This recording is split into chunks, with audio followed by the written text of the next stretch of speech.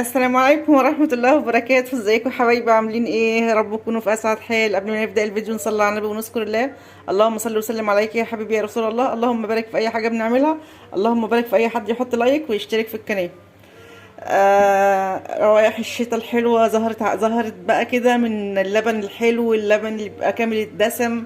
طبعا انتوا عارفين اللبن في الصيف بيبقى خفيف جدا، اول ما الشتاء ما بيهل علينا اللبن بيتقل شوية، وبنبدأ بقى نعمل القشطة ونعمل الجبنة ونعمل حاجات كتير قوي من اللبن.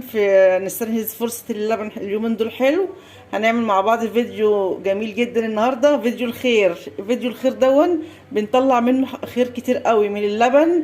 اللبن دون حاجة جميلة جدا. هنجيب، يعني انا جايبة 5 كيلو لبن. انتوا عارفين الساعة دلوقتي كام اصلا؟ الساعة دلوقتي 4 الفجر. لسه جايلي اللبن دلوقتي، فكنت مستنية طبعا. ابني لسه جايبهولي دلوقتي، جاب لي 5 كيلو. دول 2 كيلو ودول 3 كيلو. هعمل ال3 كيلو جبنة، وال2 كيلو دول هنغليهم وهنحطهم في التلاجة. طبعا عمايل الجبنة القريش، ولا هنحط منفعة ولا هنحط اي حاجة. هنروح طبعا احنا حطينا اللبن طبعا جاي لي ساقع، مش لسه محلوب يعني، لان انا بقول لكم الساعه 4 الفجر. يعني هو جابه وعنه في الفريزر، بس لا ما كانش متلج، يعني هو ساقع. فطبعا هندفي اللبن دون على النار زي دمعة العين، وهنولع الفرن نسخنه ونحط الحله دي جواه، بس نطفي الفرن طبعا، يعني ندفي الفرن. دي عمايل الجبنه، عشان طبعا نروب اللبن بتاع الجبنه القريش. هندفيه على النار، عشان هو لو لسه محلوب بقى وسخن لسه مفيش داعي ندفيه، لكن هو جاي لي ساقع من عند اللبان، فلازم ندفيه شويه على النار. ندفيه زي دمعة العين بس، ونولع الفرن ندفيها ونحطه في الفرن. بيقعد من يوم ليوم ونص ليومين. يعني بعد يوم هتبصي عليه طبعا. في اليوم تبقى عارفه ان انت مش هتولعي الفرن تاني، تبقى عارفه ان انت مش هتحركي البوتاجاز، تحطيه في مكان اللي هو ايه محدش يحركه، عشان خاطر ايه نشوف هيطلع عامل ازاي. وطبعا وال2 كيلو لبن دول هنغليهم مع بعض دلوقتي، وبرده هنحطهم في التلاجة برده. زي ما هنحط يعني هيقعد برضو في التلاجة بتاع يوم او يوم ونص، عشان خاطر هتشوف القشطة اللي هنطلعها منه. طبعا هتقولوا طب لما احنا نطلع القشطة منه هيبقى فايدته ايه؟ لو غليتيه تاني هيطلع قشطة تاني. ده هيبقى الحليب البلدي بيبقى كامل الدسم قوي، كل ما بتغليه بيطلع قشطة. طبعا لو عاوز تاكلي القشطة تاكليها، بس احنا هنعمل من القشطة زبدة. طب مش انا قلت لكم فيديو مليان خير؟ فيلا بينا نروح ندفي اللبن، وهحط فرن بوتاجاز بعد ما ادفي برضو فرن البوتاجاز، ودون هنغليه. وهنشوف اللبن المغلي بنغليه ازاي عشان يطلع وش قشطة، يكون قشطة يعني حلوة يعني. يلا بينا نروح، عشان خاطر الفجر قرب جدا. نعمل الحكايه دي عشان نتوضى ونصلي الفجر، واجيلكوا بقى بعد ايه، بعد يوم ونص او يومين. دلوقتي يا حبايبي احنا بنغلي اهو ال2 كيلو لبن. ال2 كيلو دول اللبن دول هنغليهم لغايه ما نعقمهم جدا ويغلي ويبقبق معانا كده. ونحطه، ولما يبرد هحطه في التلاجة. ودون اللبن دون انا خلاص خليته زي دمعة العين اهون. يعني انا حطيت ايه فيه دافي بسيط يعني، ومولعه الفرن دلوقتي. انا هحط دلوقتي الحله دي في قلب الفرن بعد ما اطفيه، ودون هغليه وهشوف هوريهولكم بعد ما اغليه شكله هيبقى عامل ازاي. دلوقتي يا حبايبي خلاص دفينا اللبن اللي هنعمله جبنه قريش، وحطيناه في قلب الفرن بعد ما دفينا الفرن، ودون خلاص داخل على الغليان اهو. اول ما يغلي طبعا، مش اول ما يغلي نوطي عليه النار ونقعد نقلبه يجي 5 دقايق كده عشان نعقمه كويس. وبعد كده لما يبرد خالص نحطه في التلاجة. وهجيلكوا بقى بعد يوم من يوم ليوم ونص او يومين بالكتير قوي، عشان نعمل مع بعض الجبنه القريش ونطلع القشطه اللي هنعملها زبده. ويلا بينا استمروا، واللي مستمر معايا في الفيديو لغايه دلوقتي يحط لايك، عشان الفيديو دون فيديو مليان خير، واللي هيتفرج عليه هيتعلم حاجات كتيره. بنطلعها من اللبن. حته جبنه قريش، حته يعني جبنه قريش كده، حته جبنه نعملها في البيت كده. احنا ساكنين صحيح في المدن، لكن برضو بنعمل زي اهل الريف. و... والحكايه دي انا بعملها باستمرار في الشتاء. بصراحه في الصيف ما بعملوش، او عشان اللبن بيبقى خفيف. فدايما اول ما الشتاء ما بيدخل على طول كل اسبوع بعمل الحكايه دي، بعمل الجبنه القريش وبحوش القشطه وبعملها زبده. وربنا يا رب ايه يوسع رزق الناس كلها. فدلوقتي ايه خلاص داخل على الغليان، هقعد بقى اغليه مع نفسي كده وهطفي عليه وهوريهولكم بعد ما ايه ما احطه في التلاجة يوم او يوم ونص كده. لما نيجي نعمل الجبنه هوريلكم ازاي بنطلع القشطه. دلوقتي يا حبايبي اللبن اللي انا كنت غاليه معاكم امبارح، يعني هو لسه ما كملش حتى 24 ساعه، بس انا محتاجه عاوزه استعمل اللبن دلوقتي. طبعا الجبنه لسه حطاها في الفرن ما كملش 24 ساعه. بصوا القشطه، بصوا ما شاء الله، بصوا القشطه قد ايه. القشطه دي بشيلها بقى وانا هوزنها لكم واشوف طلع دول 2 كيلو لبن، واحنا خدنا منه الصبح عملنا شاي بلبن كمان، اخدت منه نص كوبايه. بصوا دي القشطه اللي انا طلعتها من ال 2 كيلو لبن، يعني ما شاء الله. وفي يعني وتلاحظوا اللي على الوش في كريمه، بصوا شايفين. دي بقى بسيبها بيبقى فيه بقى عشان يعني احنا بنعمل ايه لو عملنا بشاميل عملنا اي حاجه. دي القشطه اللي طلعت من 2 كيلو لبن، بصوا ما شاء الله. بص شكلها ازاي. اهم حاجه يا جماعه جوده اللبن، وتجيبوا اللبن من مكان موثوق فيه. فانا بقى هاجيلكوا بقى لما ايه لما الجبنه تطلع ونشيل برده من على وشها القشطه. بس انا كمان كنت عاوزه استعمل اللبن دلوقتي، وعاوزين يعملوا ايه البنات شاي باللبن. حابه بقى ايه يعني كمان 6 ساعات بالكتير، ونشوف بقى الجبنه بعد ما تروب، ونطلع برده من على وشها القشطه. دلوقتي يا حبايبي اللبن دلوقتي سبناه يوم ونص في قلب الايه في قلب الفرن. انا الصبح بدري يعني حطيته في التلاجة، معلش اسفه عشان في ناس بيوضبوا شقتهم فوقينا. حطيته في التلاجة ساعتين عشان انا كنت نايمه بصراحه. يعني الحكايه دي بتخليه ايه برضو يتماسك زياده. بصوا تعرفوا ان هي اللي هو راب، ان هي هزاها لحد اهي ما بتتهزش. وبصوا الطروف عملت ازاي. فدلوقتي بقى هنشيل مع بعض القشطه اللي على الوش بالراحه جدا. بصوا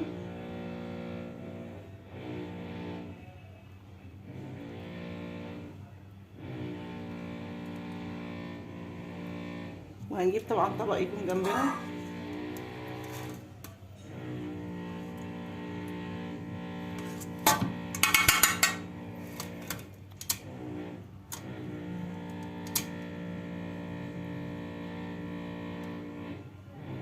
بصوا القشطه اهي، القشطه بتتشال ازاي لوحدها اهي بصوا.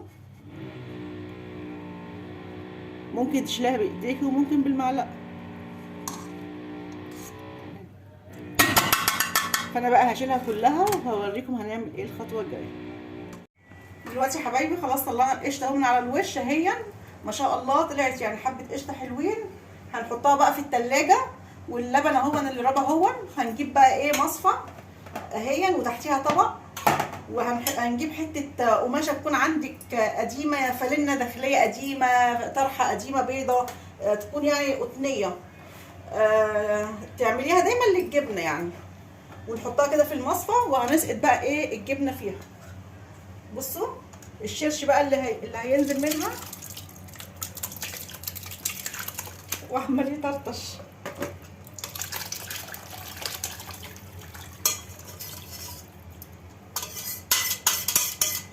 هنزل كل حاجه في الحله بس كده.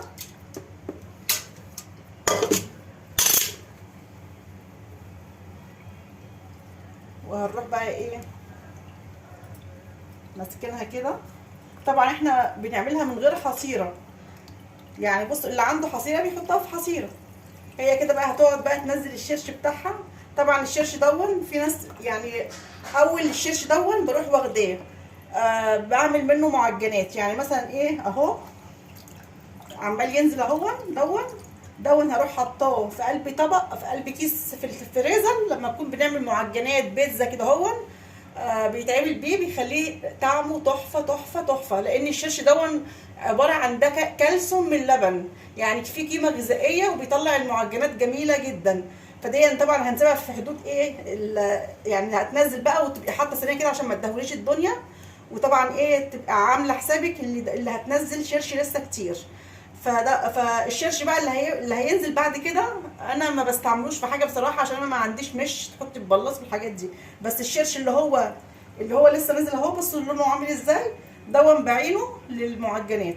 فانا دلوقتي هسيبها قد 6 ساعات. هربطها بقى بايه يعني كده، وهحط عليها حاجه زي طاجن اي حاجه تبقى تقيله، عشان انا طبعا ما عنديش حاجه اعلقها فيها. لو انت عندك مطبقيه علقاها كده. انا كنت في شقتي التانية كنت بعلقها واحط مشابك في المطبقيه، بس انا للاسف انا ما عنديش مطبقيه جوه المطبخ، وما فيهاش حاجه بتنزل على الحوض يعني عشان ما تغرقليش الدنيا. هي كده هو في مصفى وهتنزل لي الشرش في قلب المصفى. ماشي. حبه بعد ما تطلع هوريها لكم شكلها عامل ازاي. حبه وهرجع لكم 6 ساعات كده يعني ولا حاجه. دلوقتي يا حبايبي سيبناها اهي في قلب الحته اهي في قلب المصفى. دي الجبنه. نعم يا فريده. طبعا هي سلطه اخر حب الشرش اهما بصوا بيبقى لونه فاتح ازاي، ده برميه. فكل ما تطفي الشرش كنت برميه. فطبعا هقعد ابرمها. ممكن تحطيها في علبه زي ما هي كده، مش لازم يعني نبرد، بس احنا عشان نديها شكل الجاهز بس. اقعد ابرم اعملها رول كده. بص انا سبتها 3 ساعات مش 6 ساعات يعني. انا كل يعني عشان انا حطاها في مصفى. بصوا ما شاء الله. اللي حطيت عليها طبعا نص معلقه ملح. ممكن لو مش عاوزه تحط ملح خالص، عاوزاها عذبه، بس احنا حطينا يعني عشان تدوقها. وبعد ما اعملها كده رول. دي بدل الحصيره. ده كشري. احنا عاملين كشري بس ما صورناش. نقعد نبرم كده لغايه ما تبقى احنا نسينا ندور الكشري. نسينا. لا ما تلاقيش حد يصورني والله يا جماعه.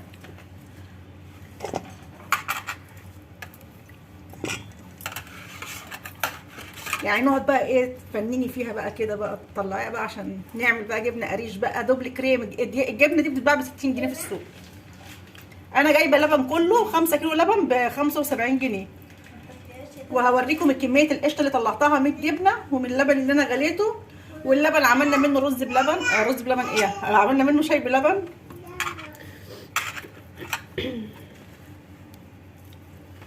بصوا اروح بقى جايبه سكينه في الطبق. نروح بقى مقطعينها.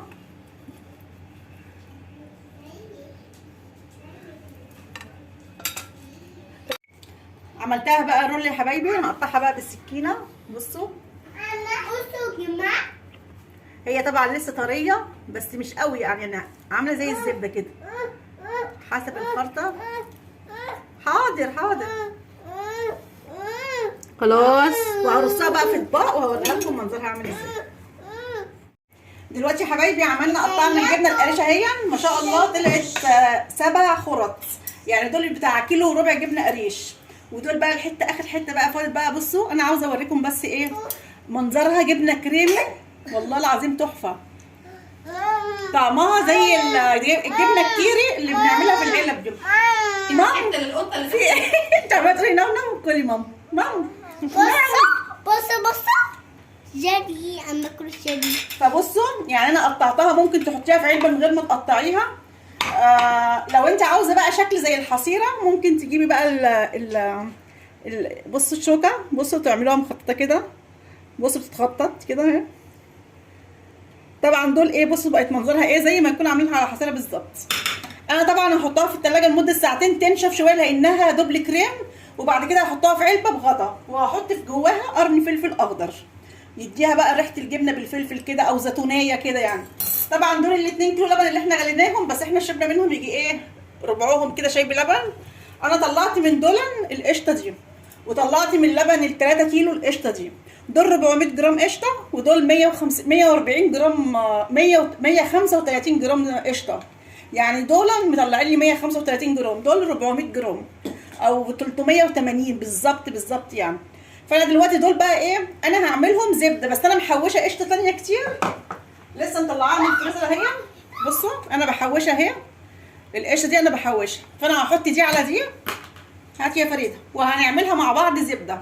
فدلوقتي اصبحنا عملنا يعني من 5 كيلو لبن كيلو جبنه قريش. قولوا كيلو مش كيلو وربع. كيلو جبنه قريش ب 60 جنيه.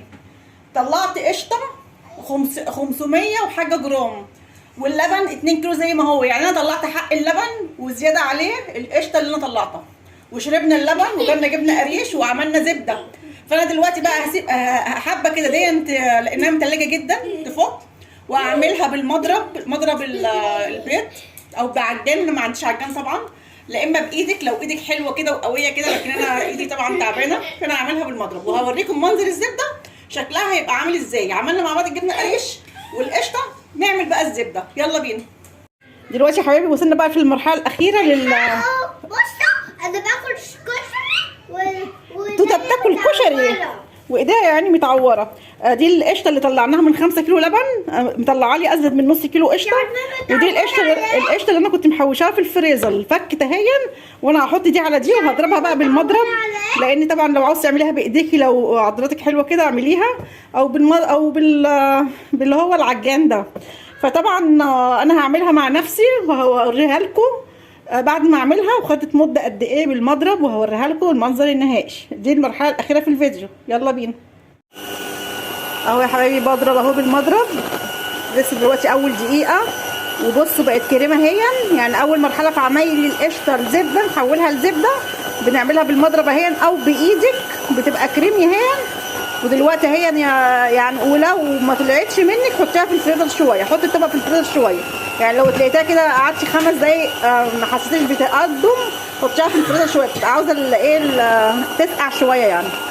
فانا هقعد اعملها واوريكم اقول لكم المده بالظبط. قعدت 5 دقايق، قعدت 10 دقايق، انا مره عملتها قعدت 7 دقايق، ومره قعدت ربع ساعه، انا وحظي بقى، لان احنا برضه لسه الشتاء ما دخلش علينا قوي.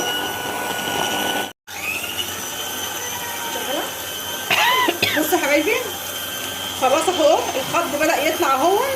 هي المره دي غلبتني شويه، قعدت ازيد من ربع ساعه، بس بقيت اريح المضرب 5 دقايق وارجع 5 دقايق، ودخلت بايديا شويه لغايه ما طلعت.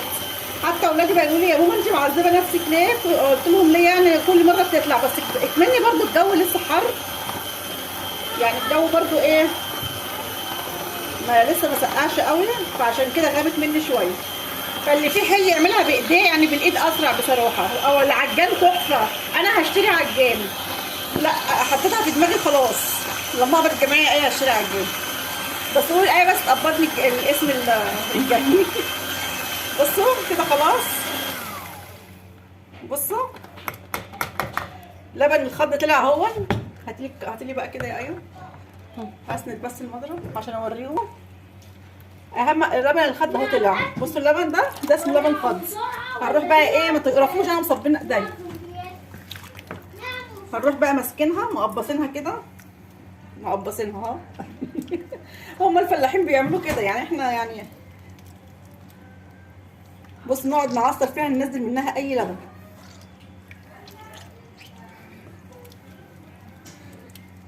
نعملها بقى مدوره، نعملها متوله، نعملها المره دي. احنا السنه اللي فاتت عملناها مدوره، المره دي نعملها المره دي تنتهي. ضربوا بعض معلش. فريده فطحتها. بصوا يعني احنا بنشتريها كده، بصوا نعمل ازاي ونعمل نغرس كده. ايه رايكم؟ معلش يا صرصر. بصوا ايه رايكم؟ هكمل بقى بقيه الكميه وارجع لكم لما المهزله دي تخلص. دلوقتي يا حبايبي خلاص خلصت الزبده وعملتها ما شاء الله طلعوا. بس دي زبده انا كنت محوشاها يا جماعه بقالي يجي 2 أو 3 اشهر كمان، على القشطه اللي طلعت من الجبنه، على القشطه اللي طلعت من 2 كيلو لبن. هنا اللبن لسه زي ما هو، احنا خدنا منه شاي بلبن بس، لان انا بقالي يومين بعمل الفيديو دون. خدنا منه شاي بلبن نصه خلص يعني احنا استغلينا 2 كيلو لبن خدناهم. القشطه طلعت نص كيلو، ال 3 كيلو لبن والاثنين يعني ال 5 كيلو طلعوا لي نص كيلو قشطه. دون طبعا الشرش اللي طلع من الجبنه ده ممكن بيتعمل منه بيتزا معجنات. ده اللبن الخض، بصوا لبن وفي برده زبده. ده لبن خض طلع من الزبده اللي انا عملتها من تحويش اللي انا برده كنت محوشاه. دي بقى ايه الخطيره بقى، ده الخير كله. بصوا ايدك يا ماما. بصوا انا عاوزه اوريكم بس عشان انا اللقطه اللي فاتت ما صورتهاش. بصي الجبنه دوبل كريم تحفه، وكلوا منها فرطه يعني. فطبعا ايه دون كان فيديو ده انا بسميه فيديو خير، عشان دون بنطلع من اللبن خير كتير. زبده طبيعيه مش مغشوشه، ده تحويش زبده، تحويش قشطه. اللي بيحب القشطه ياكلها، لكن احنا ما بنحبهاش، فانا بحوشها وبعملها كل شهر كل شهرين. الفيديو ده انا بعمله الجبنه على طول، بعملها كل مرتين في الشهر. فانا قلت احب ابدا الشتاء معاكم بفيديو الخير دون. يا ريت تجربوه، يا ريت تعملي حته جبنه حلوه في بيتك، تطلعي حته قشطه، حتى لو مش هتعمليها زبده حطيها على مكرونه بالبشاميل بتبقى طعمها تحفه تحفه تحفه. ولو عجبكم الفيديو يا ريت تحطوا لايك وتشتركوا في القناه عشان يوصل لكم مني كل جديد. والسلام عليكم ورحمه الله وبركاته.